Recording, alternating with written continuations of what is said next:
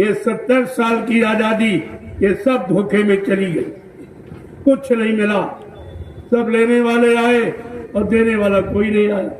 कोई चंदा मांग रहा, कोई वोट मांग रहा, कोई नोट मांग रहा, कोई महंगाई लगा रहा, कोई टैक्स लगा रहा। तुम्हें क्या मिल रहा? अरे तुमने कभी ये सोचा? परमात्मा ने तुमको मानव बुद्धि दी है सोचने विचारने के लिए। तुमने कभी अपनी बुद्धि से सोचा कि हमें क्या करना चाहिए? और यही महात्मा आपको सिखाने आए। जब तुम्हारा कोई काम नहीं कर रहा, कोई तुम्हारी नहीं सुन रहा, आपत्ति मुसीबत पर कोई नहीं आ रहा, तो तुम ही क्यों खड़े हो रहे? एक बार अगर भारत की जनता जाग जाए तो इन सबको सबक मिल जाएगा कि अब भारत की जनता जाग गई। जब जब आप सोए, अज्ञानता में रहे, भूल भरम में रहे, दूसरे के सहारे जीने की कोशिश की और तब आप मारे गए। जब पहले आपने ये किया तो 350 वर्ष मुसलमानों ने राज हिंदुस्तान पर किया, हिंदुओं पर राज किया, तुमको गुलाम बना के रखा क्योंकि तुम सो गए थे। तुम फिर सो गए, फिर अज्ञानता भूल भरम में फंस गए। तो ये मुट्ठी भर अंग्रेज आए थे, उन्होंने 250 वर्ष आपको गुलाम बना के रखा और तीसरी बार ये तुम फिर सो गए हो। इन नेताओं ने आपको गुलाम बना के रखा, तुम्हें क्या मिला? अरे कब जागोगे, कब चेतोगे, कब होश में आओगे, कब अपना हानि लाभ समझोगे? इतना तो कम से कम जानकारी आपको होनी चाहिए, नहीं तो ऐसे आप लुटे मारे जाओगे, कोई तुम्हारी सुनने वाला नहीं।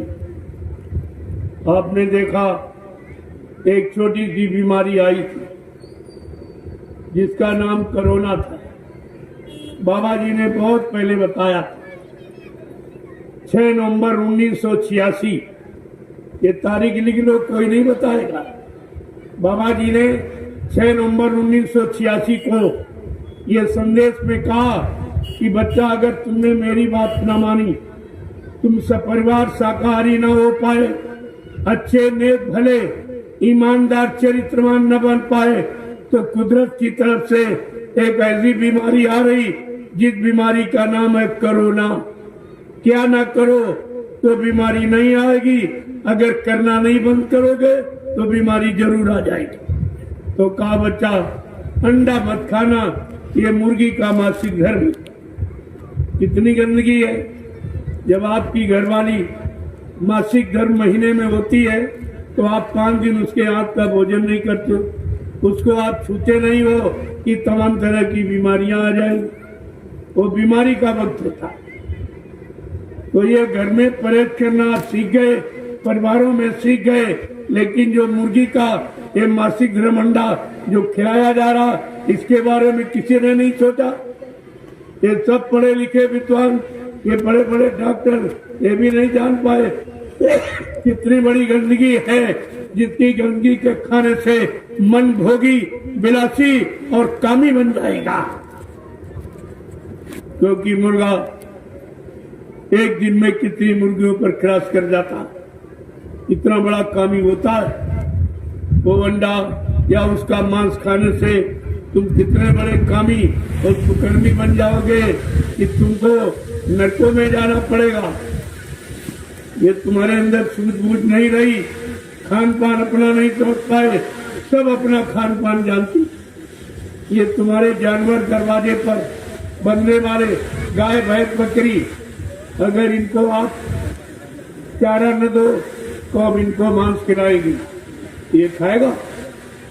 ये अज्ञान है, पढ़ा लिखा नहीं है, पूजा पाठ नहीं सिखाई गई, रामायण गीता नहीं सुनाई गई, लेकिन अपनी भोजन की पहचान जानता। अगर आप चारा न दो और मांस डालो तो ये दूर खड़ा हो जाए, उसकी तरफ देखेगा भी, ये भी जानता कि मेरा भोजन नहीं है। अगर इन पशुओं को एक सप्ताह प्यासा रखो कि पानी नहीं, हम इनको शराब पिलाएंगे तो ये जान दे सकता, लेकिन शराब नहीं पिए। अरे मानो तो से तो पशु नहीं, तेरे से तो पशु अच्छा, जो कम से कम अपना भोजन पानी तो जानता, अपना सच्चा कर्म और नियम और संयम और ब्रह्मचर्य ये सब पालन करना जानता। क्यों? ये प्रकृति ने जैसा भोजन दिया वैसा ही खाया, और तुमने सब मिला जुला के बिगाड़ कर खाया। तरह तरह के दूषित प्रदूषित पदार्थों को मिलाया और मिलाकर खाया, जिससे तुम्हारा मन पागल हो, भोगी हो गया, विलासी हो गया, तो आप बिगाड़ हो गया। सब शरीर का भी बिगाड़, परिवार का बिगाड़, समाज का बिगाड़, ये सब आपने किया। कम से कम अरे अपने भोजन की तो पहचान करो। परमात्मा ने मनुष्य शरीर दिया है, आंख दी है देखकर, कान दिया है सुनकर, जबान दी है चखकर, ये सब हाथ से छूकर, ये देखकर ही सब काम किया जाता, और तुमने कुछ नहीं किया, कुछ भी नहीं।